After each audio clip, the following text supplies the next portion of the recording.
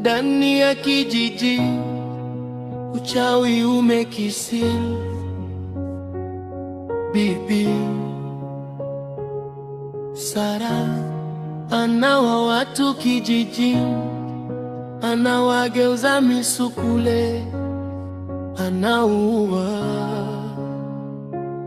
watoto na kuwala nyama. Vijana wadogo wanakuwa wachawi na wanatembea na mabinti bila ridha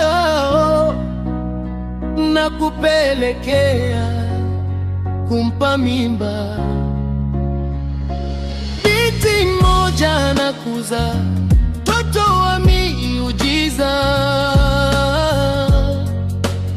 ndani ya kijiji. Binti mmoja anakuza mtoto wa miujiza ndani ya kijiji. Ndani ya kijiji miujiza imetawala kwenye kijiji chetu. Utasikia